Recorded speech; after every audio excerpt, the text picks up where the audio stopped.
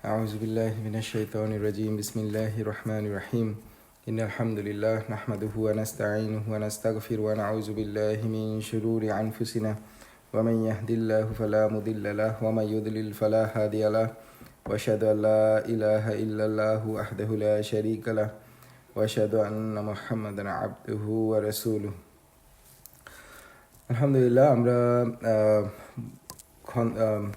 ওহুদের যুদ্ধ এবং খন্দকের যুদ্ধের মাঝখানের কিছু ঘটনা নিয়ে আলোচনা করতেছিলাম। তো আজকে আমরা ইনশাল্লাহ সেখান থেকেই কন্টিনিউ করি। তো আরও কিছু ঘটনা এই মধ্যবর্তী এই দুই যুদ্ধের সময়ের মধ্যে একটা হচ্ছে যে রাসূল সাল্লাল্লাহু আলাইহি ওয়াসাল্লামের সাথে জয়নাব বিনতে খুজাইমা রাদিয়াল্লাহু তাআলা আনহুর বিয়ে। তো এই সময়ে রাসূল সাল্লাল্লাহু আলাইহি ওয়াসাল্লামের সাথে জয়নাব রাদিয়াল্লাহু তাআলা আনহুর বিয়ে হয় এবং জয়নাব রাদিয়াল্লাহু তাআলা আনহুকে বলা হতো যে উম্মুল মাসাকিন, মানে হচ্ছে গরিবদের মা, কারণ তিনি গরিবদের অত্যন্ত যত্ন নিতেন এবং তাদেরকে খাবার এবং আর্থিক সাহায্য করতেন। তো জয়নাব রাদিয়াল্লাহু তাআলা আনহার তিনি নবী পাক সাল্লাল্লাহু আলাইহি ওয়াসাল্লামের আগে উনি ছিলেন আব্দুল্লাহ ইবনে জাহাশ রাদিয়াল্লাহু তাআলা আনহু এর স্ত্রী। তো আব্দুল্লাহ ইবনে জাহাশ রাদিয়াল্লাহু তাআলা আনহু ওহুদের যুদ্ধে শহীদ হয়েছিলেন এবং এরপরে জয়নাব রাদিয়াল্লাহু তাআলা আনহা বিধবা হয়ে যান এবং রাসূল সাল্লাল্লাহু আলাইহি ওয়াসাল্লাম এরপর তাকে বিয়ে করেন।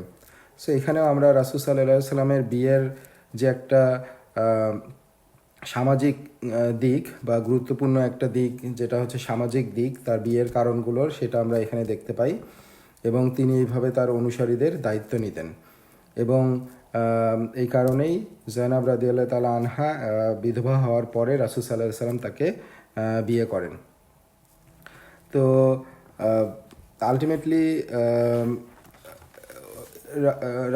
এরপর আরও একটা বিয়ে হচ্ছে উম্মে সালামা রাদিয়াল্লাহু তাআলা আনহা। সো এই সময় রাসূল সাল্লাল্লাহু আলাইহি ওয়াসাল্লামের সাথে উম্মে সালামা রাদিয়াল্লাহু তাআলা আনহারও বিয়ে হয় এবং উম্মে সালামা রাদিয়াল্লাহু তাআলা আনহা তিনি ছিলেন কুরাইশ বংশের এবং উম্মে সালামা রাদিয়াল্লাহু তাআলা আনহার স্বামী তিনি ইসলামের প্রাথমিক যুগের একজন সাহাবী ছিলেন।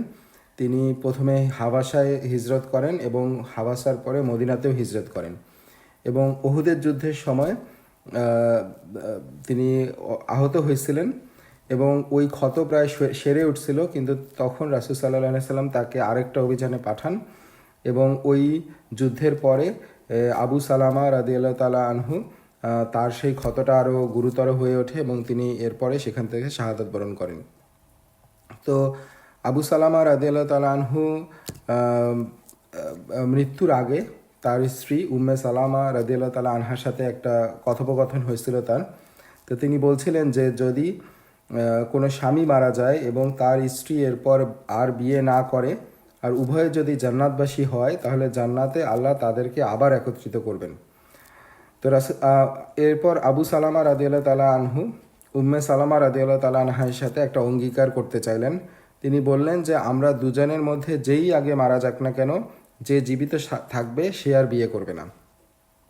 তো উম্মে সালামা রাদিয়াল্লাহু তাআলা আনহা এতে সম্মত হন। তো কিন্তু কিছুক্ষণ পর আবু সালামা রাদিয়াল্লাহু তাআলা আনহু নিজের যখন শপথের টার্ন আসে, তখন তিনি বলেন যে না, আমি আল্লাহ সুবহানাহু ওয়া তাআলার কাছে দোয়া করছি যদি আমি মারা যাই তবে তিনি যেন আমার পরিবর্তে তোমাকে আমার চেয়ে উত্তম একজন স্বামী দান করেন, যিনি তোমাকে বিয়ে করবেন এবং তোমাকে কোনো কষ্ট বা আঘাত দেবেন না। তখন উম্মে সালামা রাদিয়াল্লাহু তাআলা আনহা বলছিলেন যে আবু সালামার থেকে উত্তম আর কে হতে পারে। তো এটাই যে উম্মে সালামার কাছে আবু সালামা রাদিয়াল্লাহু তাআলা আনহু থেকে ভালো মানুষ আর কেউ ছিলেন না এবং তাদের দাম্পত্য জীবন ছিল খুব সুন্দর এবং আন্তরিক। তো যাই হোক, আবু সালামা রাদিয়াল্লাহু তাআলা আনহু যখন মৃত্যুবরণ করেন, এরপর উম্মে সালামা রাদিয়াল্লাহু তাআলা আনহা তিনি রাসূল সাল্লাল্লাহু আলাইহি ওয়াসাল্লামের কাছে এসে সেই সংবাদটা দিলেন যে আবু সালামা মারা গেছেন। তো রাসূল সাল্লাল্লাহু আলাইহি ওয়াসাল্লাম তখন তাকে একটা দোয়া পড়তে শিক্ষা দেন। তিনি বলেন যে দোয়া করতে বলেন যে হে আল্লাহ, আমাকে ক্ষমা করুন, তাকেও ক্ষমা করুন এবং তার পরিবর্তে আমাকে আরও উত্তম কিছু দান করুন। তো উম্মে সালামা রাদিয়াল্লাহু তাআলা আনহা সেই দোয়াটা পড়লেন। তো যেটা এর পরের ঘটনায় হলো যে আবু বকর সিদ্দিক রাদিয়াল্লাহু তাআলা আনহু তাকে বিয়ের প্রস্তাব দিয়েছিলেন, কিন্তু তিনি সেটা গ্রহণ করেন নাই। এরপর ওমর ইবনুল খাত্তাব রাদিয়াল্লাহু তাআলা আনহু তাকে বিয়ের প্রস্তাব দিয়েছিলেন, তিনিও সেটাতে না করেন। তো এরপর এক পর্যায়ে রাসূল সাল্লাল্লাহু আলাইহি ওয়াসাল্লাম নিজেই তাকে বিয়ের প্রস্তাব দেন। তখন উম্মে সালামা রাদিয়াল্লাহু তাআলা আনহু তিনি বলেন যে আমি সম্মত, তবে রাসূল সাল্লাল্লাহু আলাইহি সাল্লামকে তিনি জানায় দেন যে আমি একজন ঈর্ষাপ্রবণ নারী, আমার ছোট ছোট সন্তান রয়েছে, আর আমার কোনো ওলি এখানে উপস্থিত নাই, তার মানে তার কোনো অভিভাবক সেখানে উপস্থিত নাই। তো এই তিনটা শর্তের কথা বা তিনটা মানে প্রবলেমের কথা উনি বলেন আর কি। তো কারণ তিনি তিনি আম, যেটা যেটা বলছিলেন যে আমি একজন ঈর্ষাপ্রবণ নারী, কারণ তিনি স্বভাবগতভাবে ঈর্ষাপ্রবণ ছিলেন এবং তিনি জানতেন যে রাসূল সাল্লাল্লাহু আলাইহি ওয়াসাল্লামের আগে থেকে আরও স্ত্রী আছে এবং তার সন্তান আছে, ছোট সন্তানরা আছে। সো এটা হয়তো রাসূল সাল্লাল্লাহু আলাইহি ওয়াসাল্লামের জন্য বাড়তি দায়িত্ব হবে এবং তার বিয়ে সম্পন্ন করার জন্য তার পক্ষ থেকে কোনো অলি উপস্থিত ছিল না। সো এই প্রবলেমগুলো তিনি আগে থেকেই রাসূল সাল্লাল্লাহু আলাইহি সাল্লামকে জানান। তখন রাসূল সাল্লাল্লাহু আলাইহি সাল্লাম তার উত্তরে বললেন যে তুমি বলেছো তোমার সন্তান আছে, আল্লাহ তাদের দেখাশোনা করবেন। আর বললেন যে তুমি বলেছো তুমি ঈর্ষাপ্রবণ, আমি আল্লাহর কাছে দোয়া করব তিনি যেন তোমার ঈর্ষা দূর করে দেন। আর থার্ড যেটা হচ্ছে যে তোমার যেসব অলি উপস্থিত নেই বা তারা মৃত্যুবরণ করছেন তাদের কেউই তোমাকে আমার সঙ্গে বিয়ে দিতে আপত্তি করতেন না। তো যাই হোক, এরপর রাসূল সাল্লাল্লাহু আলাইহি ওয়াসাল্লামের সাথে উম্মে সালামা রাদিয়াল্লাহু তাআলা আনহার বিয়ে হয় আর কি। তো এইভাবে আলটিমেটলি আবু সালামা রাদিয়াল্লাহু তাআলা আনহুর যে দোয়া ছিল এবং রাসূল সাল্লাল্লাহু আলাইহি ওয়াসাল্লাম তাকে যে দোয়া করতে শিক্ষা দিয়েছিলেন সেটার বাস্তবায়ন হয়, কারণ রাসূল সাল্লাল্লাহু আলাইহি ওয়াসাল্লাম হচ্ছেন শ্রেষ্ঠ মানুষ। তো এরপরে আমরা দেখি যে এই বিয়েতেও আল্লাহ তাআলা অনেক বরকত দিচ্ছিলেন এবং এই বিয়ের বদৌলতে আমরা উম্মে সালামা রাদিয়াল্লাহু তাআলা আনহার কাছ থেকে 338টা হাদিস বর্ণনা করে পাইছি। তো এইভাবে রাসূল সাল্লাল্লাহু আলাইহি ওয়াসাল্লাম মানে যে রাসূল সাল্লাল্লাহু আলাইহি ওয়াসাল্লামের কাছ থেকে যে জ্ঞান তিনি অর্জন করছিলেন সেইটা তিনি হাদিসের মাধ্যমে পরবর্তী প্রজন্মের কাছে পৌঁছায় দেন। তো এটা থেকেই বোঝা যায় যে আলটিমেটলি আল্লাহর প্রত্যেকটা সিদ্ধান্তের পিছনে প্রজ্ঞা এবং হিকমা এবং উদ্দেশ্য আছে। তো এখানে আরেকটা পয়েন্ট উল্লেখ করা যায়, যখন রাসূল সাল্লাল্লাহু আলাইহি ওয়াসাল্লামের সাথে উম্মে সালামা রাদিয়াল্লাহু তাআলা আনহুর বিয়ে হয় তখন তিনি তাকে বললেন যে আমি তোমাকে সেই পরিমাণ গৃহস্থালী সামগ্রী দেব যতটা আমি জয়নাবকে দিয়েছিলাম। তার মানে তিনি যে পরিমাণ জয়নাব রাদিয়াল্লাহু তাআলা আনহাকে বিয়ে করার সময় তার গৃহস্থালী সামগ্রী দিছিলেন সেই পরিমাণই তিনি উম্মে সালামাকে দিতে চাইলেন আর কি। এখন সেই আসবাবপত্রগুলো কী ছিল সেগুলো আমরা যদি দেখি যে সর্বশ্রেষ্ঠ মানুষ তার বিয়ে বা তার বিয়ের উপঢৌকন হিসেবে তিনি যেগুলো তার স্ত্রীকে দিছেন সেগুলোই হচ্ছে আদর্শ। কিন্তু আমরা যদি দেখি যে তিনি কি দিছিলেন সেটা হচ্ছে তিনি দিছিলেন হচ্ছে আমি তিনি বললেন যে আমি তোমাকে আচ্ছা জয়নাবকে যা দিয়েছিলাম তার থেকে কম দেব না, আমি তোমাকে দেব 2টা পাথরের তৈরি শস্য পোষার হাতিয়ার, 2টি মাটির কলস এবং খেজুর পাতায় ভর্তি একটা বালিশ। সো এই জিনিসও হচ্ছে তার বিয়ের পর তার উপঢৌকন হিসেবে তার স্ত্রীকে রাসূল সাল্লাল্লাহু আলাইহি ওয়াসাল্লাম দিছিলেন। তো এই ছিল তার দেয়া সম্পদ। তো যাই হোক, এরপরে আমরা যদি দেখি এই সময়ের মধ্যে হাসান ইবনে আলী ইবনে আবি তালিব রাদিয়াল্লাহু তাআলা আনহু জন্মগ্রহণ করেন। মানে হাসান রাদিয়াল্লাহু তাআলা আনহু নবী পাক সাল্লাল্লাহু আলাইহি ওয়াসাল্লামের দৌহিত্র। তো এরপরে যখন এই সংবাদ আলী রাদিয়াল্লাহু তাআলা আনহু রাসূল সাল্লাল্লাহু আলাইহি ওয়াসাল্লামের কাছে নিয়ে আসেন, তখন রাসূল সাল্লাল্লাহু আলাইহি ওয়াসাল্লাম তাকে জিজ্ঞেস করেন যে তোমরা তার নাম কি রেখেছো? তো আলী রাদিয়াল্লাহু তাআলা আনহু বলছিলেন যে তার নাম হচ্ছে হার্ব। তো হার্ব শব্দের অর্থটা হচ্ছে যুদ্ধ। তো রাসূল সাল্লাল্লাহু আলাইহি ওয়াসাল্লাম তখন এই নামটা বেশি পছন্দ করলেন না, তখন তিনি বললেন যে না, তার নাম হবে হাসান। তো রাসূল সাল্লাল্লাহু আলাইহি ওয়াসাল্লাম কখনো কঠোর বা রুক্ষ অর্থবোধক নামগুলোকে পছন্দ করতেন না, যেমন যুদ্ধ, পাথর বা এই ধরনের কঠিন কোনো অর্থ। তো তিনি রাসূল সাল্লাল্লাহু আলাইহি ওয়াসাল্লাম তখন তার নাম পরিবর্তন করে রাখেন হাসান। তো এরপর রাসূল সাল্লাল্লাহু আলাইহি ওয়াসাল্লাম হাসান রাদিয়াল্লাহু তাআলা আনহু কানে আজান দেন এবং ফাতিমা রাদিয়াল্লাহু তাআলা আনহাকে বলেন যে তার মাথার চুল মুন্ডন করো, তারপর সেই চুলের ওজন করো এবং সেই ওজন পরিমাণ রূপা সদকা হিসেবে আল্লাহর পথে দান করো। তো এরপর হাসান রাদিয়াল্লাহু তাআলা আনহুর আকিকা করা হয় এবং তাতে 2টা ভেড়া জবাই করা হয়। তো এরপরে আরেকটা ঘটনা হচ্ছে যে রাসূল সাল্লাল্লাহু আলাইহি ওয়াসাল্লাম যায়েদ ইবনে সাবিত রাদিয়াল্লাহু তাআলা আনহু তাকে ডেকে বলছিলেন যে হে যায়েদ, তুমি হিব্রু বা ইহুদিদের যে ভাষা সেইটা শিখে নাও, কারণ আমি ইহুদিদের উপর ভরসা করতে পারি না। তো এখানে ইহুদিদের উপর ভরসা করতে পারছিলেন না, কারণ তার কাছে আসা যে চিঠিগুলো আছে সেই বিভিন্ন যে চিঠি সেগুলোকে রাসূল সাল্লাল্লাহু আলাইহি ওয়াসাল্লাম যেহেতু তাদের ওই হিব্রু ভাষা কেউ জানতো না, তখন তিনি ইহুদিদের কাছ থেকে সেই চিঠিগুলোর মর্মার্থ অর্থ মানে গুলো পড়তেন, জেনে নিতেন আর কি। তো তার রাসূল সাল্লাল্লাহু আলাইহি সাল্লামের চিঠি লেখার এবং সেই প্রাপ্ত চিঠিগুলো পড়ে শোনানোর জন্য হিব্রু ভাষা জানার প্রয়োজন ছিল, যেটা ইহুদিদের মাধ্যমে রাসূল সাল্লাল্লাহু আলাইহি সাল্লাম করতেন। তো এই জন্য রাসূল সাল্লাল্লাহু আলাইহি সাল্লাম সাহাবাদের মধ্যে থেকে একজনকে এই ভাষাটা শিক্ষা করতে বললেন, যাতে তিনি ইহুদিদের কিছু চিঠিপত্র আদান প্রদান মানে রাসূল মানে এই কাজটা তিনি একজন মুসলিমকে এই দায়িত্বটা দিলেন। তখন যায়েদ রাদিয়াল্লাহু তাআলা আনহু বলেন যে আমি মাত্র 15 দিনের মধ্যে হিব্রু ভাষা শিখে ফেলেছিলাম। তো এটাও যায়েদ রাদিয়াল্লাহু তাআলা আনহুর একটা প্রজ্ঞা, এবং আল্লাহ তাআলা তার জন্য সহজ করে দিয়েছিলেন। তো আমাদের জন্য শিক্ষাটা হচ্ছে যে মানে আমাদেরও আলটিমেটলি মুসলিম হিসেবে আমাদেরও বিভিন্ন ভাষার প্রতি আমাদের নজর দেওয়া উচিত, বিশেষ করে আমাদেরকে আরবি ভাষা শেখা। কারণ কুরআন হচ্ছে আরবি ভাষায়, এবং আমরা যদি আরবি ভাষা না বুঝি বা কুরআনের ভাষাটা না বুঝি, তাহলে কুরআনের মর্মার্থ বা ইসলামকে গভীরভাবে বুঝার জন্য বা কুরআনকে গভীরভাবে বুঝার জন্য আসলে এর কোনো মানে আরবি ভাষা ছাড়া আসলে এটা পরিপূর্ণভাবে বুঝা বা গভীরভাবে বুঝা আসলে সম্ভব না, যেহেতু কুরআন এবং হাদিস সব কিছুর ভাষা হচ্ছে আরবি। তা আমরা যায়েদ ইবনে সাবিত রাদিয়াল্লাহু তাআলা আনহুর কাছ থেকে এই শিক্ষাটা নিতে পারি যে আমরা তিনি যেভাবে হিব্রু ভাষা শিখছিলেন, তো আমরা বিভিন্ন ভাষায় নিজেদেরকে দক্ষ করতে পারি। তার মধ্যে একটা আবশ্যিক ভাষা আমাদের জন্য হচ্ছে আরবি। তো এই চতুর্থ হিজরি, আমরা চতুর্থ হিজরির আলোচনা করতেছি, কারণ বদর যুদ্ধ উহুদের যুদ্ধ হচ্ছে তৃতীয় হিজরিতে এবং খন্দক হচ্ছে পঞ্চম। তো চতুর্থ হিজরির একটা বড় ঘটনা হচ্ছে গাজওয়াতে বনু নাদির। তো এই ব্যাপারটা নিয়ে আমরা নেক্সট বেশ কিছু সময় আলোচনা করব আজকে।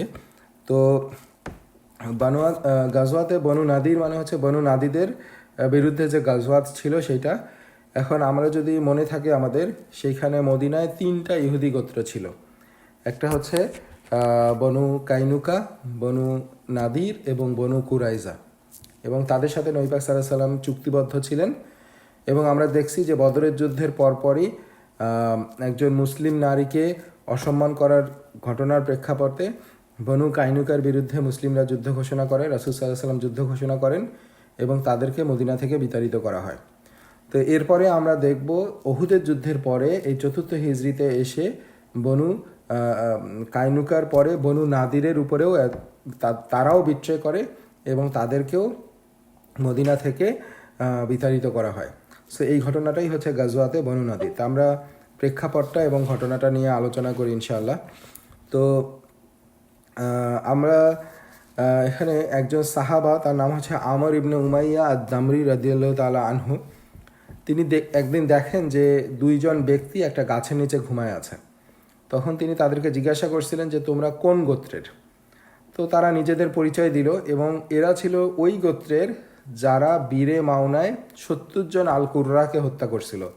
আমরা গতদিন মোস্ট লাইকলি গতদিন আলোচনা করতেছিলাম যে 70 জন আল কুররা, যাদেরকে কুরআনের হাফেজ, যাদেরকে নবী পাক সাল্লাল্লাহু আলাইহি ওয়াসাল্লাম এই গোত্রের কাছে পাঠাইছিলেন, এবং সেই গোত্রের কিছু লোক বিট্রে করে তাদেরকে হত্যা করছিল। তো এই 2 ব্যক্তি ছিল ওই গোত্রের। তো এই কথা শুনে তিনি ওই সাহাবা কিছুটা দূরে সরে গেলেন। তারা যখন ঘুমায় পড়ছে তখন তিনি ফিরে এসে ওই 2জনকে হত্যা করেন, এবং তার যেটা ইস্তিহাদ ছিল যে এটা একটা ভালো কাজ, কারণ ওই গোত্রের লোকরা আমাদের এই 70 জন সাহাবাকে, বা তাদের মধ্যে শুধু একজন রক্ষা পাইছিলেন, বাকিদেরকে হত্যা করছিল। সো এটাকে উনি একটা ভালো কাজ হিসেবে, তাদের উপরে প্রতিশোধ হিসেবে ওই 2 ব্যক্তিকে হত্যা করেন। কিন্তু সমস্যা যেটা হয় যে ওই 2 ব্যক্তি রাসূল সাল্লাল্লাহু আলাইহি ওয়াসাল্লামের সাথে শান্তি চুক্তিতে আবদ্ধ ছিল। তো এই ঘটনায় যেটা হলো যে যেহেতু তারা শান্তি চুক্তির মধ্যে ছিল, সো তাদেরকে হত্যা করাটা ওই সাহাবার জন্য এটা মানে ভুল কাজ ছিল, এবং এই দুই ব্যক্তিকে হত্যা করার জন্য মুসলিমদেরকে এখন মুক্তিপণ রক্তপণ দিতে হবে বা দিয়া প্রদান করতে হবে। তো রাসূল সাল্লাল্লাহু আলাইহি ওয়াসাল্লাম আমর ইবনে উমাইয়া রাদিয়াল্লাহু তাআলা আনহুকে বলেন যে তুমি দুইজন মানুষকে হত্যা করেছো, এখন তাদের রক্তপণ আমাকে পরিশোধ করতে হবে।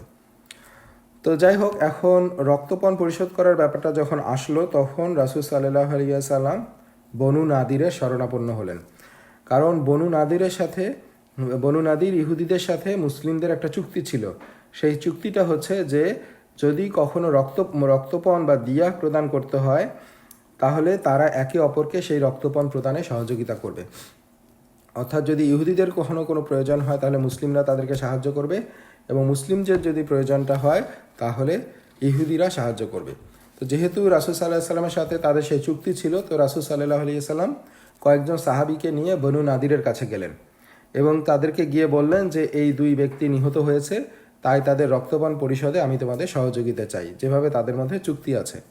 এবং তারা রক্তপান দিতে সম্মত হয়, সেখানে সাহায্য করতে তারা সম্মত হয়। তো রাসূল সাল্লাল্লাহু আলাইহি সাল্লাম তাদেরকে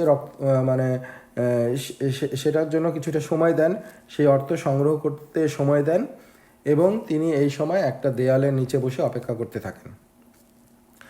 তো এইদিকে যেটা হয়, ওই ইহুদিরা তারা ভান করলো যে তারা অর্থ সংগ্রহ করতে যাচ্ছে, কিন্তু তারা বাস্তবে একটা ভিন্ন পরিকল্পনা করলো।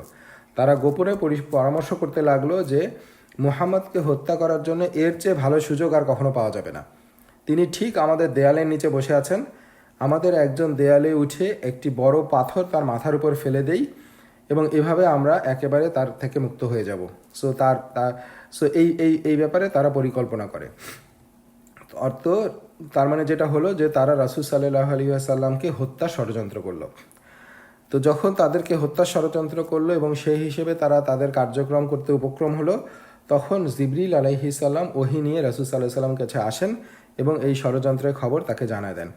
এবং এই খবর পাওয়া মাত্র রাসূল সাল্লাল্লাহু আলাইহি ওয়াসাল্লাম সেখান থেকে উঠে দাঁড়ান এবং তিনি কোনো কথা না বলে মদিনার দিকে ফিরে যান। তো সাহাবায়ে কেরাম যারা ছিলেন তার সাথে গেছিলেন, তারা সেখানে অপেক্ষা করতে থাকেন। কিন্তু রাসূল সাল্লাল্লাহু আলাইহি ওয়াসাল্লাম যখন আর ফিরে আসেন না, তখন তারা মদিনায় ফিরে এসে তার খোঁজ নিলেন এবং রাসূল সাল্লাল্লাহু আলাইহি ওয়াসাল্লাম তাদেরকে পুরো ঘটনাটা তখন জানালেন। তো এরপর রাসূল সাল্লাল্লাহু আলাইহি ওয়াসাল্লাম যেটা করলেন যে মুহাম্মদ ইবনে মাসলামা রাদিয়াল্লাহু তাআলা আনহু তার মাধ্যমে বনু নাদিরের কাছে একটা বার্তা পাঠালেন। বার্তাটা ছিল, আমি আল্লাহ রাসূলের পক্ষ থেকে এসেছি। তার মানে সেটা মুহাম্মদ ইবনে মাসলামা রাদিয়াল্লাহু তাআলা আনহু যেটা গিয়ে তাদেরকে বললেন যে আমি আল্লাহ রাসূলের পক্ষ থেকে এসেছি, তিনি তোমাদের বলেছেন তোমরা আমার ভূখণ্ড ছেড়ে চলে যাও, কারণ তোমরা আমাকে হত্যা ষড়যন্ত্র করে আমাদের চুক্তি ভঙ্গ করেছো। আমি তোমাদের 10 দিনের সময় দিচ্ছি, এরপরে যদি তোমাদের কাউকে এখানে দেখা যায় তাহলে তাকে মৃত্যুদণ্ড দেয়া হবে। তো এটা খুবই ক্লিয়ার, কারণ এই মুসলিমদের সাথে ইহুদিদের চুক্তি ছিল এবং মুসলিমরা রাসূল সাল্লাল্লাহু আলাইহি সাল্লামকে সরাসরি হত্যা করার ষড়যন্ত্রের মধ্য দিয়ে আলটিমেটলি সেই চুক্তি ভঙ্গ করলো, এবং এটা হচ্ছে সর্বোচ্চ বিট্রে। তারা রাসূল সাল্লাল্লাহু আলাইহি সাল্লামকে সরাসরি হত্যার পরিকল্পনা করছে। তার মানে তাদের চুক্তি সেটা ভঙ্গ হয়েছে, এবং তারাই এই চুক্তিকে চুক্তি ভঙ্গ করে এটার দায় পুরোপুরি তাদের উপরে। সো এখন রাসূল সাল্লাল্লাহু আলাইহি সাল্লামের সিদ্ধান্ত হচ্ছে এর বিরুদ্ধে, যেহেতু তারা হত্যা করার মতো সর্বোচ্চ চুক্তিভঙ্গ করে ষড়যন্ত্র করছে, সো তাদেরকে এখন তাদের ব্যাপারে রাসূল সাল্লাল্লাহু আলাইহি সাল্লামের ফয়সালা হচ্ছে তাদেরকে 10 দিনের মধ্যে এই অঞ্চল ছেড়ে চলে যেতে হবে, এবং যদি এর পরেও তাদেরকে সেখানে দেখা যায় তাহলে তাদেরকে হত্যা করা হবে। তো মুহাম্মদ ইবনে মাসলামা রাদিয়াল্লাহু তাআলা আনহু জাহলিয়াতের যুগে বনু নাদিরের একজন মিত্র ছিলেন, এবং তারা যখন দেখছে যে মুহাম্মদ ইবনে মাসলামা রাদিয়াল্লাহু তাআলা আনহু তাদের কাছে এই বার্তা নিয়ে আসছেন, তখন তারা বিস্মিত হয়ে গেছিল যে তাদের একজন মিত্র ছিল, সে কিভাবে তাদের জন্য এত কঠিন একটা বার্তা নিয়ে আসতে পারলো। তো তারা বিস্মিত হয়ে বলছিল যে মুহাম্মদ, আমরা কখনো ভাবিনি যে তুমি আমাদের কাছে এই বার্তা নিয়ে আসবে। তখন মুহাম্মদ ইবনে মাসলামা রাদিয়াল্লাহু তাআলা উত্তর দিছিলেন যে ইসলাম আমাদের পরিবর্তন করে দিয়েছে, আমাদের অন্তর বদলে গেছে, ইসলামের পূর্বের সব জাহিলিয়াতের চুক্তিকে বাতিল করে দিয়েছে। তার মানে এখানের ওই সাহাবা রাদিয়াল্লাহু তাআলা আনহু ক্লিয়ার করে দেন যে ইসলামের আগে তোমাদের সাথে আমাদের যে চুক্তি ছিল বা মিত্রতা ছিল, এই সমস্ত কিছুই ছিল জাহিলিয়াতের যুগের, এবং ইসলাম এসে আলটিমেটলি আমাদের আনুগত্য শুধুমাত্র আল্লাহর জন্য। ইসলামের পরে জাহিলিয়াতের যত বন্ধুত্ব এবং জোট আছে তার থেকে গুরুত্বপূর্ণ হচ্ছে আল্লাহর সঙ্গে বা রাসূলের সঙ্গে তাদের যে অঙ্গীকার আছে সেইটা, এবং সেইটাই হচ্ছে হক। তো যাই হোক, বনু নাদির যেটা করে, তারা বুঝতে পারে যে আসলে তারা যে হত্যা ষড়যন্ত্র করছিল এটা তাদের ঠিক হয় নাই এবং তারা বিট্রে করছে, এবং এটাই খুবই স্বাভাবিক যে যখন তারা হত্যা ষড়যন্ত্র করছে এর বিনিময়ে তাদেরকেও এটার সম্মুখীন হতে হবে, এবং তাদেরকে বরঞ্চ হত্যা না করে তাদেরকে একটা সুযোগ দেওয়া হয়েছে তাদেরকে চলে যাওয়ার। সো তারা রাসূল সাল্লাল্লাহু আলাইহি সাল্লামের এই নির্দেশ মেনে নেয় বা মেনে নিতে বাধ্য হয়, কারণ তারা বুঝতে পারে যে এর থেকে আর ব্যতিক্রম কিছু হওয়ার সুযোগ নাই। সো এটা যখন তারা সিদ্ধান্ত নেয় এবং তারা মেনে নিয়ে যখন চলে যাওয়ার সিদ্ধান্ত নেয়, তখন যেটা হয় যে মুনাফিকদের নেতা, তার এর ব্যাপারে আমরা এর আগেও দেখছি, আব্দুল্লাহ ইবনে উবাই তাদের কাছে আসে এবং তাদের কাছে এসে বলে যে তোমরা যদি দৃঢ়ভাবে অবস্থান করো এবং প্রতিরোধ করো তাহলে আমরা তোমাদের ছেড়ে দেব না। যদি তোমরা যুদ্ধ করো আমরাও তোমাদের সঙ্গে যুদ্ধ করব, আর যদি তোমাদের বের করে দেওয়া হয় তাহলে আমরাও তোমাদের সঙ্গে বের হয়ে যাব। তো এটা হচ্ছে আব্দুল্লাহ ইবনে উবাই, মুনাফিকদের সর্দার, যে মুসলিমের বেশে ছিল, সে এসে এই বনু নাদিরকে এই পরামর্শ দিল যে যদি তোমরা দৃঢ়ভাবে অবস্থান করো তাহলে আমরাও তোমাদের সাথে প্রতিরোধে অংশ নেব। সো কোনো যদি যুদ্ধ হয় তাহলে আমরা যারা মুনাফিক আছি বা আমরা যারা মুখে বলতেছি মুসলিম বাট আমরা অন্তরে আসলে ইসলাম বিরোধী, সো আমরাও তোমাদের সাথে সেই যুদ্ধে অংশ নেব এবং আমরা মুহাম্মাদের বিরুদ্ধে তোমার সাথে যুদ্ধ করব। এবং যদি একান্তই পরাজিত হয়ে যায় এবং তোমাদেরকে বেরই হয়ে যেতে হয় তাহলে আমরাও তোমাদের সঙ্গে বের হয়ে যাব। সো আব্দুল্লাহ ইবনে উবাই স্পষ্টভাবে জানায় দেন যে সে বনি নাদিরের পাশে থাকবে। তখন সে সেখানে আরও বলে যে আমি নিজ গোত্র থেকে এবং আমাদের সমর্থক অন্যান্য আরবদের মধ্য থেকে 2000 সৈন্য তোমাদের জন্য প্রস্তুত রাখছি। আমি তোমাদেরকে 2000 লোক আছে যাদেরকে আমি তোমাদের সাথে যুদ্ধ করতে পাঠাবো। সো এই প্রতিশ্রুতি যখন আব্দুল্লাহ ইবনে উবাইয়ের পক্ষ থেকে বনু নাদির পায় তখন আলটিমেটলি তাদের সাহস বেড়ে যায় এবং তারা যে আগের যে সিদ্ধান্ত নিয়েছিল এই শর্তগুলো মেনে নেয়ার, সেই শর্ত পরিবর্তন করে এবং তারা যুদ্ধ করার সিদ্ধান্ত নেয়। রাসূল সাল্লাল্লাহু আলাইহি ওয়াসাল্লামের কাছে যখন এই সিদ্ধান্ত পৌঁছায় বা এই খবর পৌঁছায় তখন তিনি বলেন যে ইহুদিরা যুদ্ধ করতে চায়। তো এরপর রাসূল সাল্লাল্লাহু আলাইহি ওয়াসাল্লাম বনু নাদিরের দুর্গগুলোকে অবরোধ করেন। সো বনু নাদির এটা ছিল একটা ধনী গোত্র এবং তাদের দুর্গগুলো ছিল শক্তিশালী এবং দুর্গের বাইরে তাদের ছিল বিস্তীর্ণ কৃষি জমি এবং খেজুরের বাগান, এবং এই কৃষি জমি এবং খেজুরের বাগানের উপরে নির্ভর করে তাদের জীবিকা চলত। তো বনু নাদির যে পরিকল্পনা করে যে তারা দুর্গের ভেতরে অবস্থান করবে এবং যতক্ষণ না মুহাম্মদ সাল্লাল্লাহু আলাইহি ওয়াসাল্লাম এবং মুসলিমরা ক্লান্ত হয়ে অবরোধ তুলে নিয়ে চলে যায়, কারণ তারা তো মদিনা থেকে কিছুটা বের হয়ে এসে বনু নাদিরের এই এলাকায় এসে তাদের দুর্গগুলোকে অবরোধ করছে। সো তারা তো এখানে বাইরে আছে। সো একটা পর্যায়ে তারা যেহেতু সুরক্ষিত দুর্গের মধ্যে আছে এবং তাদের পর্যাপ্ত রসদ এবং খাবার আছে দুর্গের ভিতরে, সো একটা পর্যায়ে মুসলিম বাহিনী ক্লান্ত হয়ে অবরোধ তুলে নিয়ে চলে যাবে। তো এখন এই ক্ষেত্রে রাসূল সাল্লাল্লাহু আলাইহি ওয়াসাল্লাম একটা ভিন্ন কৌশল অবলম্বন করেন। আমরা যেটা উল্লেখ করলাম যে তাদের জীবিকার একটা বড় অংশ ছিল খেজুর বাগানগুলো এবং কৃষি জমি এবং খেজুর বাগান, যেগুলো তাদের দুর্গের বাইরে ছিল। সো রাসূল সাল্লাল্লাহু আলাইহি ওয়াসাল্লাম যে কৌশলটা নেন তিনি যেটা ইহুদিদেরকে পুরোপুরি হতবুদ্ধি করে দেয়, কারণ তারা এটা এক্সপেক্ট করে নাই। রাসূল সাল্লাল্লাহু আলাইহি ওয়াসাল্লাম এই খেজুর গাছগুলোকে কেটে ফেলার এবং পুড়িয়ে দেওয়ার সিদ্ধান্ত নেন। তো এই খেজুর গাছগুলো যেগুলো ছিল সেগুলোকে কেটে ফেলতে শুরু করে মুসলিমরা। তো তারা যখন এই খেজুর গাছগুলো কেটে ফেলতে থাকে তখন এইটা এই ইহুদিদেরকে প্রচণ্ডভাবে বিচলিত করে, কারণ তাদের জীবন ধারণের এই বড় অংশই হচ্ছে এই জমি এবং খেজুর বাগান। তো তারা ভাবলো যে যদি তাদের সমস্ত কৃষি জমি এবং খেজুর বাগানগুলো ধ্বংস হয়ে যায় তাহলে মদিনায় থেকে তাদের আর লাভ কি, তারা কীভাবে তাদের পরবর্তীতে তারা কীভাবে জীবন ধারণ করবে। তো তারা যেটা বলে যে হে মুহাম্মদ, আপনি তো ধ্বংস সাধন করতে নিষেধ করতেন এবং যারা এই ধরনের কাজ করে তাদের সমালোচনা করতেন, তাহলে এখন আপনি কেন আমাদের খেজুর গাছ কেটে ফেলছেন এবং পুড়িয়ে দিচ্ছেন। তো তারা অবাক হয়েছিল, কারণ রাসূল সাল্লাল্লাহু আলাইহি ওয়াসাল্লামের কাছ থেকে তারা এই কৌশলটা আশা করে নাই। কারণ রাসূল সাল্লাল্লাহু আলাইহি ওয়াসাল্লাম নর্মালি যুদ্ধের, মুসলিমদের জন্য যুদ্ধের যে নিয়মকানুন বা রাসূল সাল্লাল্লাহু আলাইহি ওয়াসাল্লামের যে নির্দেশনা, তাতে সেটা হচ্ছে যে সাধারণ যে সম্পদ সেগুলোকে ধ্বংস করতে তিনি নিষেধ করতেন। এবং ইসলামে রাসূল সাল্লাল্লাহু আলাইহি ওয়াসাল্লাম বিনা প্রয়োজনে গাছ কাটতে নিষেধ করতেন। তো কিন্তু এখন ইহুদিরা দেখলো যে মুসলিমরা তাদের গাছগুলোকে কেটে ফেলতেছে। তো তারা যখন দেখলো যে তাদের জীবিকার মূল উৎসই এভাবে ধ্বংস হয়ে যাচ্ছে, সো আলটিমেটলি তো তারা পরাজিত হবে বা তারা পর্যদুস্ত হবে।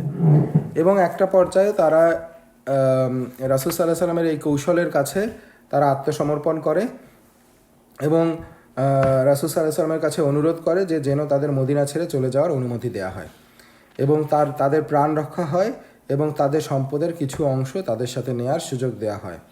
তো রাসূল সাল্লাল্লাহু আলাইহি ওয়াসাল্লাম কিছু শর্ত দেন, যে শর্তগুলোর ভিত্তিতে তাদেরকে চলে যাওয়ার পারমিশন দেওয়া হয়। শর্তগুলো হচ্ছে তারা কোনো অস্ত্র সাথে নিতে পারবে না এবং তারা কেবল উঠে বহন করা যায় এই রকম পরিমাণ সম্পদ নিতে পারবে এবং প্রতি 3 জন ব্যক্তির জন্য একটা করে উট দেওয়া হবে। এবং তাদের সেই স্থান ছেড়ে চলে যাওয়ার এই তদারকির দায়িত্বে ছিলেন মুহাম্মদ ইবনে মাসলামা রাদিয়াল্লাহু তাআলা আনহু। তো এখানে ইবনে ইসহাকের বর্ণনায় আসছে যে তারা তাদের উটগুলো যতটা বহন করতে পারে ততটাই মালপত্র বোঝাই করলো। তাদের কেউ কেউ নিজেদের ঘর ভেঙে দরজার উপরের কাঠের কড়ি খুলে নিল, সেগুলো উটের পিঠে তুলে সঙ্গে নিয়ে গেল। মানে যা যা পারলো তারা এই শর্তের মধ্যে থেকে সেই সম্পদগুলো তাদের নিয়ে গেল।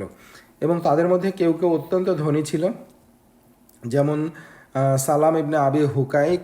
সে ষাঁড়ের চামড়া স্বর্ণ ও রৌপ্যে ভরে নিয়েছিল এবং সে বলেছিল যে দুনিয়ার উত্থান পতনের জন্য আমরা এগুলো প্রস্তুত করে রেখেছি।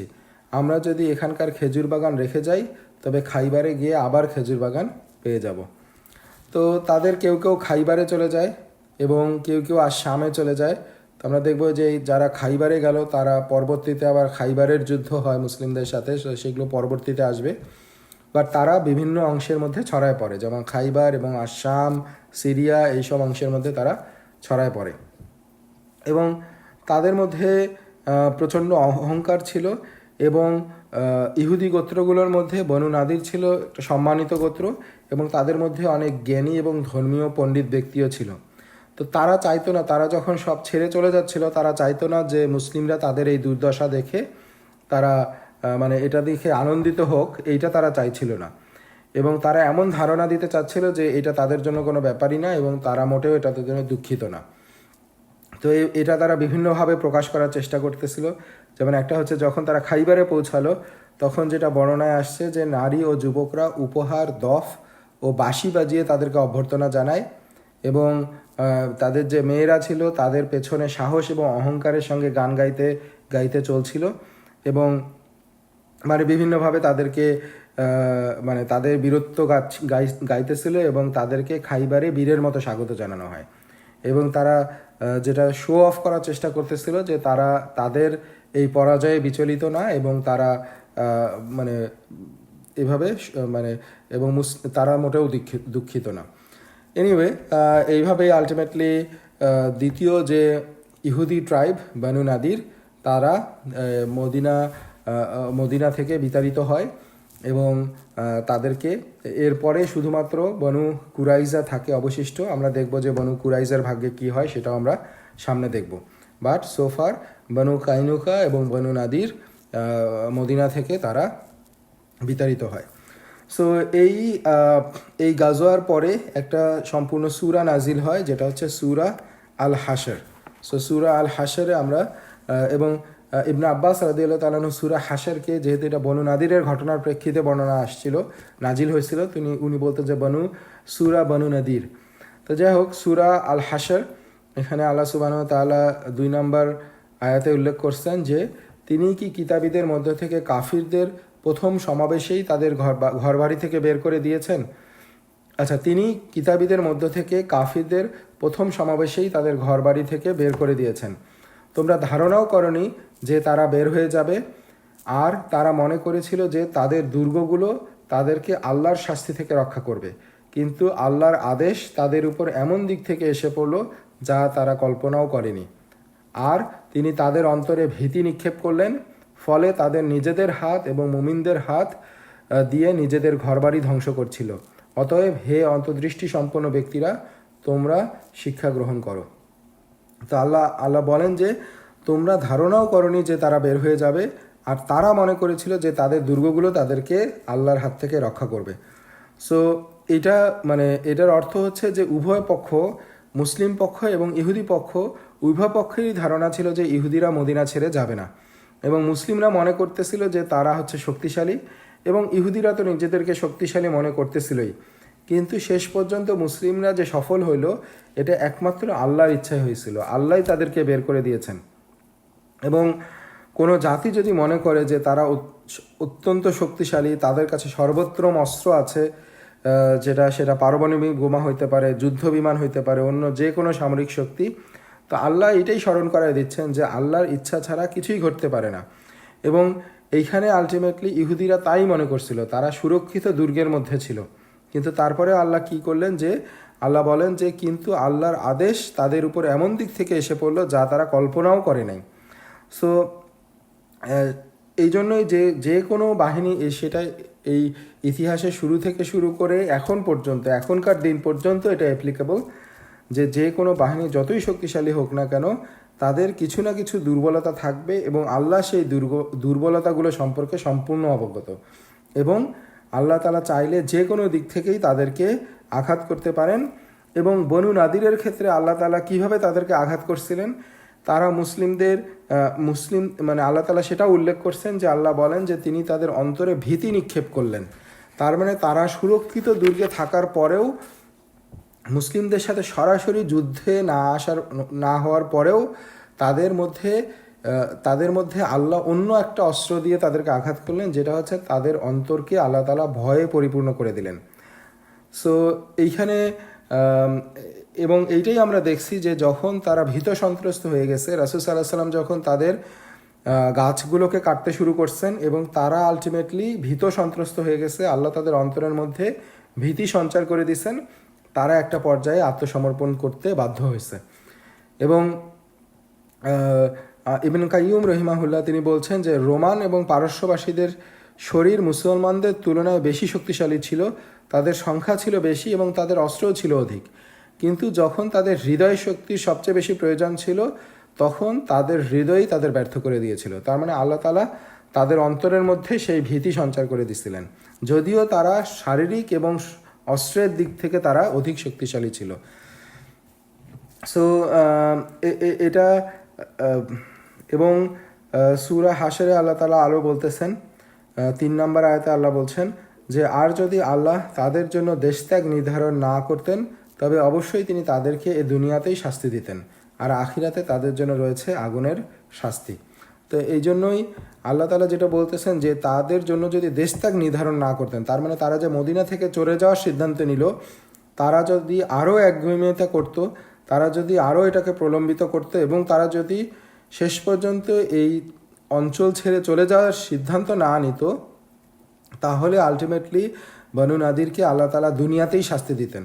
অর্থাৎ হয়তো তাদেরকে মৃত্যুদণ্ড দেওয়া হতো, বা আল্লাহ তাআলা তাদের জন্য যেটা নির্ধারণ করতেন, বাট আলটিমেটলি আল্লাহ তাআলা তাদের জন্য দেশ ত্যাগটাই নির্ধারণ করছেন, এবং তারা সেই মোতাবেকই সিদ্ধান্ত নিচ্ছে, এবং তারা দুনিয়ার এই শাস্তি থেকে বেঁচে গেছে। এবং আলটিমেটলি আখিরাতের জন্য আছে আগুনের শাস্তি, যেহেতু তারা মুসলিমদের সাথে বিট্রে করছে এবং আল্লাহ এবং তার রাসূলকে কষ্ট দিচ্ছে। সো এরপরে আমরা যদি দেখি আল হাশরের 4 নম্বর আয়াতে আল্লাহ তাআলা বলছেন যে এটি কারণে যে তারা আল্লাহ ও তার রাসূলের বিরোধিতা করেছিল, আর যে আল্লাহর বিরোধিতা করে তবে নিশ্চয়ই আল্লাহ শাস্তি প্রদানে অত্যন্ত কঠোর। সো এবং আল্লাহ তাআলা এটাই বলছেন যে বনু নাদির আল্লাহ এবং তার রাসূলের অবাধ্যতা করেছিল, এবং তারা রাসূল সাল্লাল্লাহু আলাইহি সাল্লামকে হত্যার পরিকল্পনা করছিল, এবং এইভাবেই তারা আসলে তারা সেই মদিনা থেকে বিতাড়িত হওয়ার বা তারা শাস্তি পাওয়ার জন্য যোগ্য হয়ে গেছিল। এবং আল্লাহ সুবহানাহু ওয়া তাআলা হচ্ছেন ন্যায়পরায়ণ, তিনি তাদেরকে বিনা কারণে শাস্তি দেন নাই। তাদের শাস্তি দেওয়া হয়েছিল তারা ইসলামের বিরুদ্ধে এবং রাসূল সাল্লাল্লাহু আলাইহি সাল্লামকে হত্যা করার পরিকল্পনা করছিল, যদিও তারা চুক্তিবদ্ধ ছিল। তো আল্লাহ তাআলা আরও বলেন, তোমরা তাদের যে খেজুর গাছ কেটেছ অথবা কতগুলো না কেটে ছেড়ে দিয়েছ, তা ছিল আল্লাহর অনুমতিক্রমে, যাতে তিনি অবাধ্যদের লাঞ্ছিত করেন। তো এইখানে আমরা ওই পয়েন্টটাতে আবার যদি আসি যে রাসূল সাল্লাল্লাহু আলাইহি ওয়াসাল্লাম নর্মালি সম্পদ ধ্বংস করতে নিষেধ করছেন, অথচ এর পরেও রাসূল সাল্লাল্লাহু আলাইহি ওয়াসাল্লাম এই যুদ্ধে নিজেই গাছ কেটে ওই সম্পদগুলো ধ্বংস করতে বলছেন। এবং আল্লাহ তাআলা এটাকে সার্টিফাই করতেছেন। আল্লাহ তাআলা বলতেছেন যে তোমরা তাদের যে খেজুর গাছ কেটেছো অথবা কতগুলো না কেটে ছেড়ে দিয়েছো, তা ছিল আল্লাহর অনুমতিক্রমে। তার মানে এটা আল্লাহর অনুমতিক্রমেই মুসলিমরা এই কাজটা করছিল। রাসূল সাল্লাল্লাহু আলাইহি ওয়াসাল্লাম এই সিদ্ধান্ত নিছিলেন এবং এটা করতে তিনি নির্দেশ দিছিলেন। এবং এটার উদ্দেশ্য কী ছিল? উদ্দেশ্য ছিল অবাধ্যদেরকে লাঞ্ছিত করা। তো রাসূল সাল্লাল্লাহু আলাইহি ওয়াসাল্লাম নর্মালি যুদ্ধক্ষেত্রে যে নির্দেশনাগুলো দেন, যে গাছ কাটা যাবে না, নারী, শিশু এবং বৃদ্ধদেরকে হত্যা করা যাবে না, যারা উপাসনালয়ে অবস্থানরত সন্ন্যাসী আছে বা ধর্মযাজক আছে তাদেরকে যুদ্ধক্ষেত্রে হত্যা করা যাবে না। কিন্তু আমরা দেখছি যে বিভিন্ন সময়ে এই নিয়মগুলোর কিছু ব্যতিক্রম ঘটছে। যেমন গজওয়াতে বনু নাদিরের এই ঘটনায় রাসূল সাল্লাল্লাহু আলাইহি ওয়াসাল্লাম খেজুর গাছ মানে এগুলোকে ধ্বংস করতে নির্দেশ দিয়েছিলেন, যেটা হচ্ছে যুদ্ধক্ষেত্রে বা যে কোনো সময় গাছ না কাটার সাধারণ নিয়মের ব্যতিক্রম। এরপরে আমরা দেখছি যে রাসূল সাল্লাল্লাহু আলাইহি ওয়াসাল্লাম দুইজন নারীর ক্ষেত্রে মৃত্যুদণ্ড দেওয়ার নির্দেশ দিয়েছিলেন। তাদের একজন নারী ছিল সেই ইহুদি নারী যে রাসূল সাল্লাল্লাহু আলাইহি ওয়াসাল্লামকে বিষ প্রয়োগ করার চেষ্টা করছিল, এবং তার জীবনের শেষ পর্যায়ে এসে তিনি, এই ঘটনা আমরা আবার সামনে আসবো ইনশাআল্লাহ, যে সেই বিষ প্রয়োগ তার রাসূল সাল্লাল্লাহু আলাইহি ওয়াসাল্লামের মৃত্যুর আগের কষ্টের কারণ হয়। তো সেই নারীকে তিনি হত্যা করার নির্দেশ দিয়েছিলেন। এরপরে তিনি, এমন ঘটনাও পাওয়া যায় যেখানে বৃদ্ধ লোকদের হত্যা করা হয়েছিল। এবং আমরা যদি দেখি ইসলামের পরবর্তীতের ঘটনা, সালাহউদ্দিন আইয়ুবী রহিমাহুল্লাহ তিনি যখন ক্রুসেডারদের বিরুদ্ধে যুদ্ধ করছিলেন, জেরুজালেমকে আবারও মানে পুনরুদ্ধার করছিলেন, তিনি তখন ক্রুসেডারদের প্রতি সহনশীল ছিলেন, কিন্তু তারপরেও তিনি টেম্পলার বা হসপিটালার, এগুলো হচ্ছে যারা বিভিন্ন ধর্মীয় সংগঠনের যে সদস্য ছিল তাদেরকে তিনি ছেড়ে দেন নাই, যদিও তারা সন্ন্যাসী ছিল। এটাও হচ্ছে সন্ন্যাসীদের হত্যা না করার নির্দেশের ব্যতিক্রম। কিন্তু আমরা এরকম আরও বেশ কিছু ঘটনা দেখি যেখানে এই ঘটনাগুলোর ব্যতিক্রম ঘটে।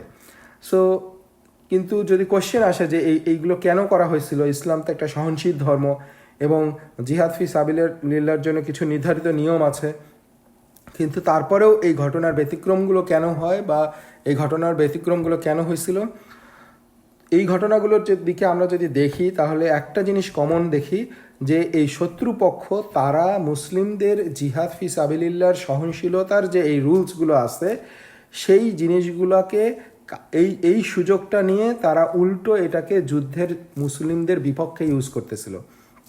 সো আমরা যদি দেখি সেই নারী যাকে হত্যার সিদ্ধান্ত দেওয়া হয়েছিল সে নিজেই নবী সাল্লাল্লাহু আলাইহি ওয়াসাল্লামকে বিষ প্রয়োগে হত্যার চেষ্টা করছিল। আমরা যদি দেখি যে এই ধর্মীয় সংগঠনগুলোর কথা বললাম, তারা সরাসরি এই মানে সন্ত্রাসী কর্মকাণ্ডের সাথে যুক্ত ছিল এই সন্ন্যাসীর বেশে। আমরা যদি দেখি এই ঘটনাটা যেখানে বনু নাদিরের ক্ষেত্রে গাছ কেটে ফেলার নির্দেশনা দেওয়া হয়েছে, সেখানে আমরা যদি দেখি যে এই গাছগুলোই তাদেরকে সুরক্ষা দিচ্ছিল। তারা আলটিমেটলি এগুলোর জন্যই তাদেরকে শক্তিশালী ভাবতেছিল এবং তারা মুসলিমরা নিরুপায় হয়ে ফিরে যাবে এটা চিন্তা করতেছিল, এবং পরবর্তীতে এই গাছগুলো তাদের রসদ দিবে, খাদ্য দিবে, ব্যবসা বাণিজ্য করবে, এই ব্যাপারে তাদেরকে শক্তি যোগাচ্ছিল। সো এই যুদ্ধক্ষেত্রে যখন মুসলিমদের এই সহনশীলতার নীতিগুলোই তাদের এগেইনস্টে ব্যবহার করা আসবে, সেই ক্ষেত্রে এই সাধারণ নিয়মগুলো ব্যতিক্রম করার সুযোগ আছে। সো যদি এক কথায় আমরা বলতে চাই, ইসলাম কখনোই তার সহনশীলতাকে এই মুসলিমদের বিরুদ্ধে ব্যবহার করার সুযোগ দেয় না। সেই যুদ্ধগুলোর এই পরিকল্পনাগুলো থেকে বা এই সিদ্ধান্তগুলো থেকে আমরা এই রুলসগুলো সম্পর্কে বা নবী পাক সাল্লাল্লাহু আলাইহি সাল্লামের এই সুন্নাহগুলো সম্পর্কে বা যুদ্ধের এই নিয়মগুলোর ব্যতিক্রম কিভাবে হতে পারে সেই সম্পর্কে আমরা জানতে পারি। রাসূল সাল্লাল্লাহু আলাইহি সাল্লাম খেজুর গাছ কুড়ায় দেওয়ার নির্দেশ দিয়েছিলেন, কারণ বনু নাদির দীর্ঘমেয়াদী অবরোধের পরিকল্পনা করছিল।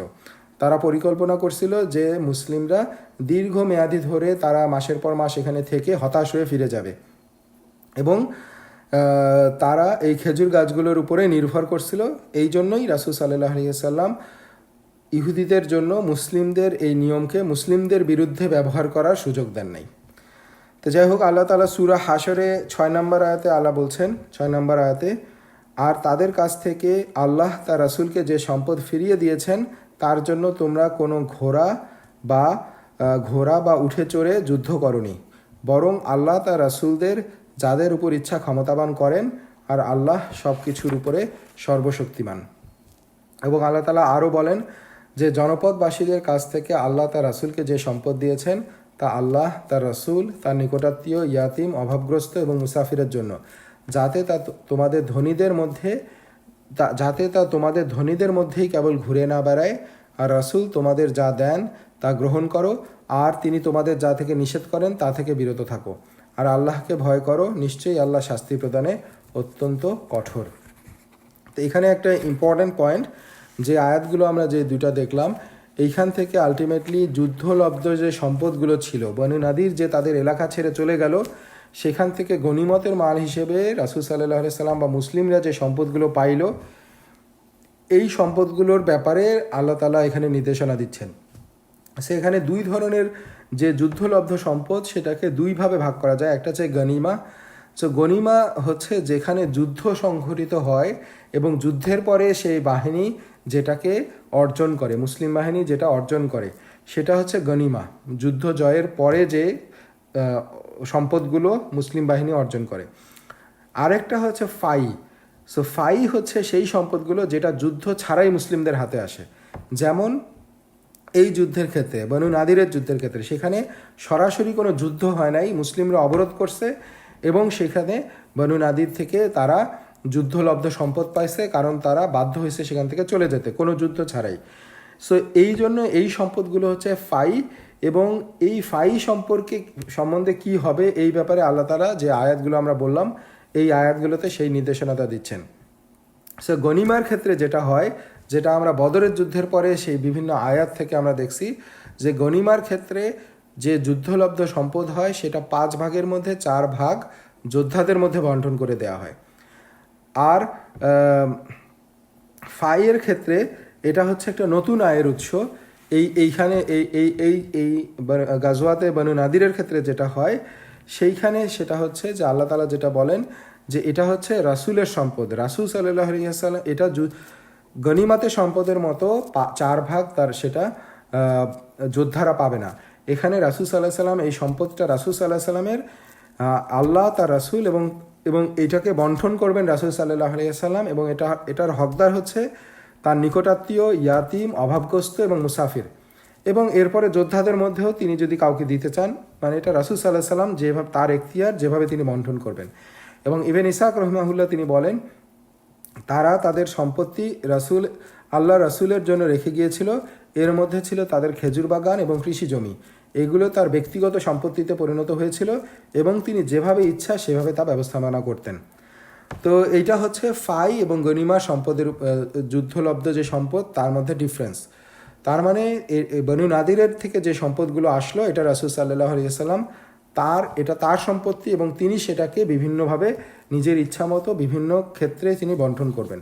তো এই ক্ষেত্রে রাসূল সাল্লাল্লাহু আলাইহি ওয়াসাল্লাম যেটা করছিলেন, যে তিনি আনসারদের কাছে বলছিলেন যে এইটা আমি চাইলে তোমাদের সবার মধ্যে ভাগ করে দিতে পারি, অর্থাৎ মুহাজির এবং আনসার সবার মধ্যে। কারণ আমরা জানি যে মুহাজির হচ্ছে যারা মক্কা থেকে হিজরত করে আসছে, আর আনসার হচ্ছে যারা মদিনাবাসী আগে থেকেই ছিল, আউস এবং খাজরাজ গোত্র। তো রাসূল সাল্লাল্লাহু আলাইহি ওয়াসাল্লাম বললেন যে আমি এই সম্পদগুলোকে তোমাদের সবার মধ্যে বন্টন করে দিতে পারি, অথবা আমি মুহাজিরদের মধ্যে শুধু বন্টন করে দিতে পারি। কারণ যেটা হয়েছিল যে আমরা জানি যে এই পর্যন্ত মুহাজিররা এসে আনসারদের সাথে তাদের একই ঘরে থাকতো এবং তাদের খামারে কাজ করতো, এবং তাদের যে সম্পত্তি অর্জিত হতো খামারের কৃষিকাজ থেকে বা বিভিন্নভাবে, সেগুলো তারা মুহাজিরদের সাথে শেয়ার করতো। তারা এতটাই উদার ছিল এবং এই ভ্রাতৃত্বে তারা শো করছিল, যেটা আমরা মদিনায় আসার পরে আলোচনা করছিলাম। তো এখন রাসূল সাল্লাল্লাহু আলাইহি ওয়াসাল্লাম বলছেন, যেহেতু তারা তোমাদের ঘরে থাকতেছে এবং তোমাদের সম্পদগুলোতে শেয়ার করতেছে, সো এটা তোমরা চাইলে আমি এটাকে শুধুমাত্র মুহাজিরদের মধ্যে দিয়ে দিতে পারি। সেক্ষেত্রে তারা আলাদা থাকবে এবং তোমাদের আর সম্পত্তির তাদের প্রয়োজন হবে না। আর যদি তোমরা চাও আমি সবার মধ্যে বন্টন করে দেবো, সেক্ষেত্রে মুহাজিররা এখন যেভাবে তোমাদের সাথে আছে সাথেই থাকবে এবং তোমাদের খামারে কাজ করবে। তো আনসাররা আলটিমেটলি এটাতে সম্মত হয় যে তা এই সম্পদগুলো মুহাজিরদের মধ্যে রাসূল সাল্লাল্লাহু আলাইহি ওয়াসাল্লাম বন্টন করে দিবেন। এরপর রাসূল সাল্লাল্লাহু আলাইহি তারা আরও আচ্ছা, তো আনসাররা এরপর আমরা যদি দেখি যে শুধুমাত্র এই সম্মত হয়েই তারা ক্ষান্ত হয় নাই, তারা যেটা বলছিল যে আপনি চাইলে আমরা আমাদের খামারের ফলন থেকেও তাদের অংশ দিয়ে যেতে পারি, এতে আমাদের কোনো আপত্তি নাই। তার মানে আনসাররা আগে থেকে যেভাবে তাদের খামারের সম্পদগুলো বা ফলনগুলো মুহাজিরদের সাথে শেয়ার করত, যদিও তারা বনু নাদিরের এই সম্পদ থেকে অংশ পায় নাই, তারপরেও তারা সেটা কন্টিনিউ করার আগ্রহ প্রকাশ করে। তো রাসূল এটাই হচ্ছে আনসারদের উদারতা ছিল এবং তাদের ইসলামের জন্য যে ত্যাগ, সেটার একটা নিদর্শন আমরা এখানে আরও একবার দেখতে পারি। তো যাই হোক, এরপরে মুহাজিররা বনু নাদিরের যে অঞ্চল বা তাদের যে ঘরগুলো ছিল সেগুলোতে বসবাস শুরু করে এবং এর মধ্যে দিয়ে তাদের আর্থিক অবস্থার কিছু উন্নতি হয় এবং বনু নাদিরের যে খামারগুলো ছিল সেগুলো মুহাজিরদের মধ্যে বন্টন করা হয়। আনসারদের মধ্যে দুইজন এটার অংশ পায়, যেটা হচ্ছে আবু দুজানা রাদিয়াল্লাহু তাআলা আনহু এবং সাহল ইবনে হানিফ রাদিয়াল্লাহু তাআলা আনহু, কারণ তারা নিজেদের দারিদ্রতার কথা জানাইছিলেন। এই জন্য রাসূল সাল্লাল্লাহু আলাইহি সাল্লাম সেখান থেকে তাদেরকেও শেয়ার দেন। ইবন কাসির রহিমাহুল্লাহ বলেন যে এইসব সম্পদ বিশেষভাবে আল্লাহ রাসূলের জন্য ছিল, তিনি সেখান থেকে তার পরিবারের 1 বছরের ব্যয় আলাদা করে রাখেন। এরপর যে সম্পদ বা সম্পদ অবশিষ্ট থাকত তা তিনি আল্লাহর পথে ব্যবহারের জন্য সামরিক সরঞ্জাম হিসেবে সংরক্ষণ করতেন। তো এতদিন পর্যন্ত অবশেষে এই বনু নাদিরের থেকে সম্পদ পাওয়ার পরে রাসূল সাল্লাল্লাহু আলাইহি ওয়াসাল্লামের হাতে কিছু সম্পদ আসলো এবং এর আগে তিনি মানুষের দেয়া উপহারের উপরে জীবন ধারণ করতেন। যদি আমরা রাসূল সাল্লাল্লাহু আলাইহি ওয়াসাল্লামের পুরো জীবনের দিকে তাকাই, জীবনের শুরুতে তিনি রাখাল ছিলেন, মানুষের গরু মানে ভেড়া মেষ পালন করতেন, অন্যের জন্য কাজ করতেন, রাখাল হিসেবে কাজ করতেন এবং এইভাবে তিনি জীবিকা নির্বাহ করছিলেন। এরপরের এক পর্যায়ে যুবক হওয়ার পরে তিনি ব্যবসায়ী হিসেবে কাজ করেন, এক পর্যায়ে খাদিজা রাদিয়াল্লাহু তাআলা আনহার সাথে এসে ব্যবসা করেন। সো এইভাবে ব্যবসায়ী হিসেবে তিনি কাজ করতেন এবং তার জীবিকা নির্বাহ করতেন।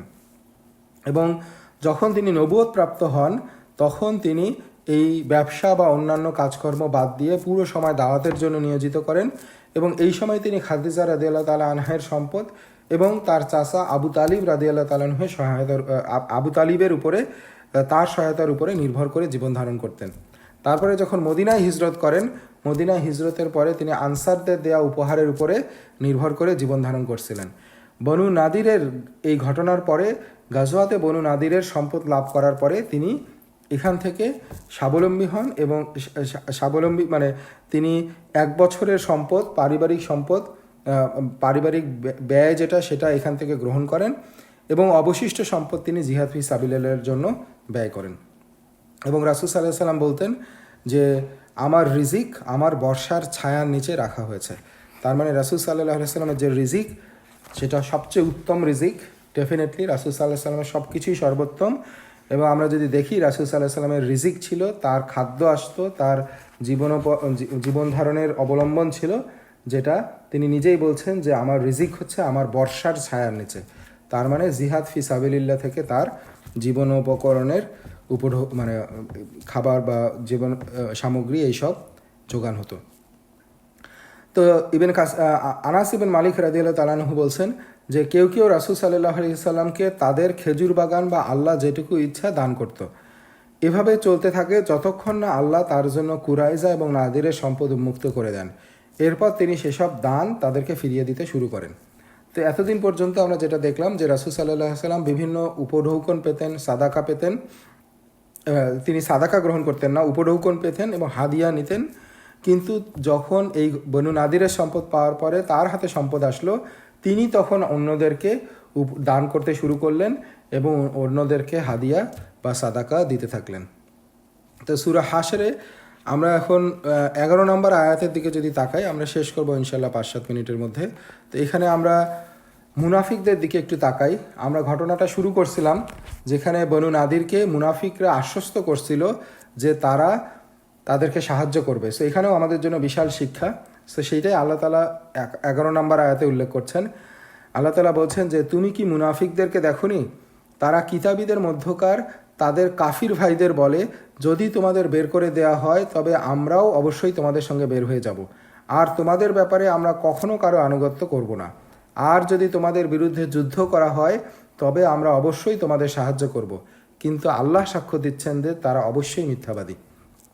এর পরের আয়াতে আল্লাহ তাআলা বলছেন, যদি তাদের বের করে দেয়া হয় তবে তারা তাদের সঙ্গে বের হবে না, আর যদি তাদের বিরুদ্ধে যুদ্ধ করা হয় তবে তারা তাদের সাহায্য করবে না, আর যদি তারা সাহায্য করেও তবে অবশ্যই তারা পিঠ ফিরিয়ে পালাবে, এরপর তাদের কোনো সাহায্য করা হবে না।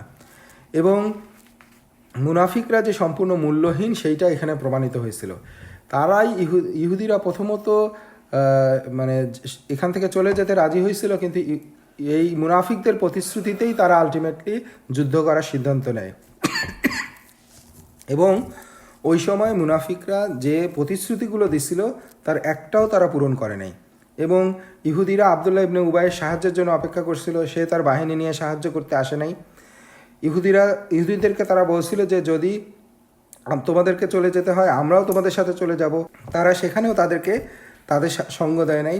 সো আলটিমেটলি তাদেরকে আশ্বাস দিছিল, কিন্তু তাদেরকে এই পুরো ইয়েটাতেই তারা ইহুদিদেরকে প্রতারিত করছিল এবং ইহুদিরা প্রতারিত হয়েছিল। এবং আল্লাহ তাআলা সূরা হাশরের 13-14 নম্বর আয়াতে বলেন, তোমাদের ভয় তাদের অন্তরে আল্লাহর ভয়ের চেয়ে বেশি, কারণ তারা এমন এক সম্প্রদায় যারা বোঝে না। তারা সম্মিলিতভাবে তোমাদের বিরুদ্ধে যুদ্ধ করবে না, তবে সুরক্ষিত দুর্গের ভেতর থেকে অথবা প্রাচীরের আড়াল থেকে করবে। তাদের নিজেদের মধ্যে পারস্পরিক সংঘাত অত্যন্ত তীব্র। তুমি মনে করবে তারা ঐক্যবদ্ধ, অথচ তাদের অন্তর পরস্পর বিচ্ছিন্ন, কারণ তারা এমন এক সম্প্রদায় যারা বিবেক বুদ্ধি ব্যবহার করে না। সো এখানে আল্লাহ তাআলা কাফেরদের একটা বৈশিষ্ট্য প্রকাশ করতেছেন যে তারা যখনই যুদ্ধ করবে তখনই তারা সুরক্ষিত দুর্গের ভিতর থেকে তারা যুদ্ধ করে আসবে, এবং তারা মানে মুসলিমদের ব্যাপারে তাদের যে ভীতি, সেই ভীতি তাদের আছে, এবং এটাই হচ্ছে তাদের বৈশিষ্ট্য। এবং আরেকটা বৈশিষ্ট্যের কথা আল্লাহ তাআলা বলছেন যে তাদের মধ্যে পারস্পরিক সংঘাত আছে, যে তারা যখন মুসলমানদের এগেনস্টে যুদ্ধ করতে আসবে তারা সব একত্রিত হয়ে থাকবে, কিন্তু তার মানে এই না যে তারা একে অপরের বন্ধু। তাদের মধ্যে পারস্পরিক সংঘাত অত্যন্ত তীব্র, এবং তারা একে অন্যের কাছ থেকে বিচ্ছিন্ন, তাদের অন্তরগুলো পরস্পর বিচ্ছিন্ন। শুধুমাত্র তারা যখন ইসলামের বিষয়ে আসে, মুসলমানদের বিরুদ্ধে আসে, তখন তারা একত্রিত হয়। সো এই যে দুইটা বৈশিষ্ট্য, তারা দুর্গের ভিতর থেকে সুরক্ষিত থেকে তারা যুদ্ধ করতে আসে, কখনো তারা মুসলিমদের মতো সশরীরে সামনে চলে আসে না। তারা সুরক্ষা নিয়ে বিভিন্ন মানে কৌশল অবলম্বন করে আসে, যেগুলো আমরা এখনকার যুগেও দেখতে পারি। তারা কিভাবে মানে সুরক্ষিত থেকে তারা কিভাবে যুদ্ধ করে, এবং তাদের মধ্যে আলটিমেটলি সংঘাতগুলো কত তীব্র, এগুলো বিভিন্ন ঘটনার পরিপ্রেক্ষিতে, ইভেন বর্তমান ঘটনার পরিপ্রেক্ষিতেও আমরা দেখতে পারি। তো আল্লাহ তাআলা সূরা হাশরের 15 নম্বর আয়াতে বলছেন, তাদের অবস্থা তাদের ঠিক পূর্ববর্তীদের মতো, তারা তাদের কাজের মন্দ পরিণামের স্বাদ আস্বাদন করেছে, আর তাদের জন্য রয়েছে যন্ত্রণাদায়ক শাস্তি। তো এখানে বনু কাইনুকা সম্পর্কে বলা হচ্ছে যে আলটিমেটলি তাদের অবস্থা, যে বনু নাদিরের যে অবস্থা হইলো, এটা তাদের পূর্ববর্তীদের মতোই, কারণ বনু কাইনুকা তাদেরকেও মদিনা থেকে বের করে দেওয়া হয়েছে, অথচ এটা থেকে বনু নাদির কোনো শিক্ষা নেয় নাই। তারা আবারও মুসলিমদের এগেনস্টে নবী পাক সাল্লাল্লাহু আলাইহি সাল্লামকে হত্যা করার ষড়যন্ত্র করছে। সো এইভাবে আল্লাহ তাআলা, এবং এই জন্যই তাদের পরিণাম হচ্ছে এই, এবং আল্লাহ তাআলা তাদের জন্য রাখছেন যন্ত্রণাদায়ক শাস্তি। এবং আমরা দেখব যে বনু কুরাইজা যেটা অবশিষ্ট আছে, সেই ইহুদি গোত্র এই দুই গোত্র থেকে শিক্ষা নেয় নাই, তারাও কিভাবে পরবর্তীতে মুসলমানদের এগেনস্টে ষড়যন্ত্র করে, সেটাও আমরা সামনে দেখতে পারবো। তো যাই হোক, আমরা ইনশাআল্লাহ শেষ করব, বাট দুই একটা পয়েন্ট, যেটা হচ্ছে জাহিলিয়াতের যুগে আরবদের মধ্যে একটা কুসংস্কার ছিল। তো তাদের মধ্যে একটা কুসংস্কার ছিল যে সন্তান জন্ম নিয়ে যদি বারবার মারা যায়, তাহলে তারা মানত করতো যে এর পরবর্তী সন্তানটাকে তারা ইহুদি বানাবে। কারণ ওই সময় তারা তো জাহিলিয়াতের মধ্যে ছিল, এবং ইহুদিরা সেখানে শিক্ষিত এবং আপার ক্লাস টাইপের ছিল। তো তারা মনে করতো যে তারা যদি মানত করে তাদের সন্তানকে ইহুদি বানাবে, তাহলে তাদের সন্তান বেঁচে যাবে। এবং এইভাবে কিছু সন্তান বড় হয়েছিল, তারা ইহুদিদের কাছে বড় হচ্ছিল সেই মানত পূরণের অংশ হিসেবে। তো যখন বনু নাদিরকে মদিনা থেকে বের করে দেওয়া হয়, তখন তাদের কিছু লোক মানে তখন কিছু লোক এসে রাসূল সাল্লাল্লাহু আলাইহি সাল্লামকে এটা বলে যে আমাদের কিছু ছেলে এবং ভাই তাদের সঙ্গে রয়েছে, আমরা কি করব। কারণ তারা ইহুদি হিসেবে তাদেরকে বড় হচ্ছিল এবং তারা ইহুদিদের সাথে কি তারা চলে যাবে নাকি তাদেরকে আমরা রেখে দেব। তখন রাসূল সাল্লাল্লাহু আলাইহি সাল্লাম এর সঙ্গে সঙ্গে এর উত্তর দিলেন না, কিন্তু এই একটা মানে আয়াত নাজিল হয় সূরা বাকারা 256 নম্বর। এখানে বলা হয় ধর্মের ব্যাপারে কোনো জবরদস্তি নেই। সো এখানে সৎপথটাও স্পষ্ট এবং অসৎ পথও স্পষ্ট। রাসূল সাল্লাল্লাহু আলাইহি সাল্লাম তারপর তাদের বলেন যে তোমাদের এই ভাই ও সন্তানদের পছন্দ করার সুযোগ দাও, যদি তারা তোমাদেরকে বেছে নেয় তবে তারা তোমাদের সঙ্গে থাকবে, আর যদি তারা ইহুদিদের সঙ্গে থাকতে চায় তবে তারা তাদের সঙ্গেই চলে যাবে। সো এইখানেও আবার প্রকাশ করে যে মানে এটাও করে যে জোর করে ইসলামে কাউকে প্রবেশ করানো হয় না, এটা তাদের উপরে ছেড়ে দেওয়া হয়। সো রাসূল সাল্লাল্লাহু আলাইহি সাল্লাম বলছেন যে আল্লাহ সুবহানাহু ওয়া তাআলা তোমাদের আকৃতি বা তোমাদের গায়ের রঙের দিকে তাকান না, আল্লাহ সুবহানাহু ওয়া তাআলা তোমাদের অন্তরের দিকে তাকান। লাস্ট যে পয়েন্টটা, বনু নাদিরের অবরোধের সময়ে মদকে হারাম করা হয়েছিল এবং এই সময় মদ হারামের যে সর্বশেষ যে নির্দেশনা বা আয়াত এটা নাজিল হয় এবং মদকে সম্পূর্ণরূপে হারাম করা হয়। এবং আমরা জানি যে মদ হারাম হওয়া 4টা ধাপে হারাম হয়েছিল এবং এটা ছিল সর্বশেষ ধাপ। এবং আমরা যদি দেখি যে হিজরতের 4র্থ বছর পর্যন্ত মুসলমানদের জন্য মদ হারাম ছিল না, তারা মদ পান করতে পারত, কিন্তু রাসূল সাল্লাল্লাহু আলাইহি সাল্লামের জীবনের শেষ 6 বছর, এই 6 বছর না আসা পর্যন্ত মদকে হারাম করা হয়নি। সো বনু নাদিরের এই অবরোধের ঘটনার মধ্যেই মদকে সম্পূর্ণরূপে হারাম করা হয়। তো আমরা আজকে এই পর্যন্তই রাখি। এরপরে আমরা ইনশাআল্লাহ খন্দকের যুদ্ধ, যেটা 5ম হিজরির ঘটনা, সেই দিকে আমরা ইনশাআল্লাহ আগায় যাব এবং এর পরবর্তীতে এই ঘটনাগুলো নিয়ে আলোচনা করার চেষ্টা করব। ওয়া মা তাওফিকি ইল্লা বিল্লাহ।